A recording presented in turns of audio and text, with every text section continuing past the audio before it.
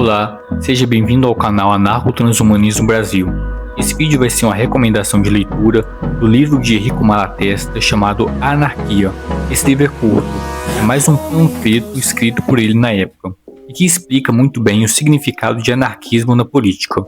O livro já começa nos apresentando o significado de anarquia, como uma palavra que vem do grego e significa sem governo, a condição de um povo que vive sem autoridade constituída.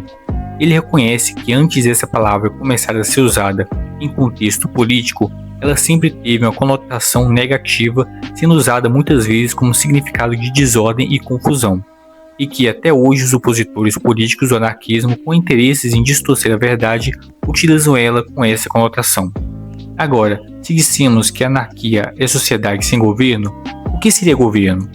Para Malatesta, o governo é composto por todos os governadores, reis, presidentes, ministros, deputados, etc. São aqueles que têm o poder de fazer leis que regulam relações interhumanas e fazer com que sejam impostas, como de taxar e arrecadar impostos, de impor alistamento militar obrigatório, de julgar e punir aqueles que infringem as leis e sujeitam contratos privados a regras, escrutínio e sanções, etc. Resumidamente, os governos são aqueles que têm o poder, em maior ou menor grau, de fazer uso do poder social, o poder físico, intelectual e econômico de toda a comunidade para obrigar todos a cumprir seus desejos. Malatesta, nesse livro, também afirma que uma vez que a propriedade privada tenha sido abolida, o governo, que é seu defensor, deve desaparecer. Caso contrário, ele tenderia sempre a restabelecer uma classe privilegiada e opressora em algum disfarce. Lembrando que abolir o governo não significa acabar com o vínculo social, mas sim entendendo que hoje a cooperação imposta pelo governo faz com que a sociedade se dirija aos interesses e ao benefício de poucos. A cooperação seria livre, voluntária e direcionada aos interesses de todos, e, portanto, seria mais difundida e eficaz. Ele vê que o instinto social, o sentimento de solidariedade, seria desenvolvido ao mais alto grau e todo homem se esforçaria em fazer o melhor por todos os outros, tanto para satisfazer seus sentimentos íntimos, quanto também aos seus interesses claramente compreendidos, e que a sociedade se organizaria da livre participação de todos e agrupamentos espontâneos, colaborando para resolver seus problemas dos mais simples aos mais complexos. E assim, a humanidade se uniria em uma comunidade de camaradagem e seria modificada e melhorada de acordo com as circunstâncias e mudanças e as lições aprendidas com a experiência.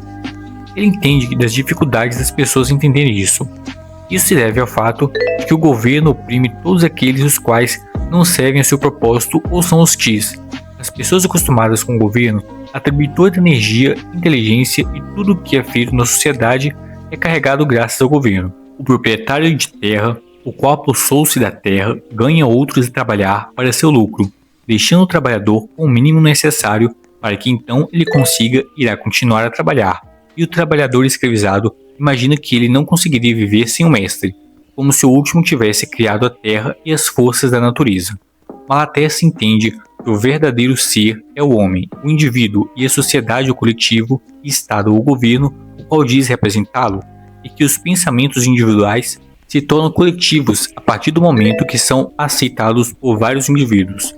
Isso significa que a ação social não é a negação ou a complementação da ação individual, mas sim o resultante das iniciativas, pensamentos e ações de todos os indivíduos os quais formam a sociedade. Malatesta critica que com o governo, quando fala de ação social, é o resultante de forças individuais, mas apenas aqueles de indivíduos que formam o governo, ou aquele que por causa da sua posição social pode influenciar a política do governo.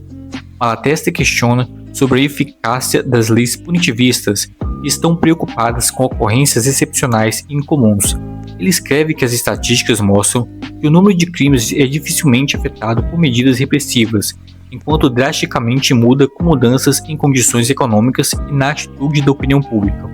Lembrando aqui que esse livro foi escrito em 1891 e Malatesta usa como base a criminalidade na Itália da época.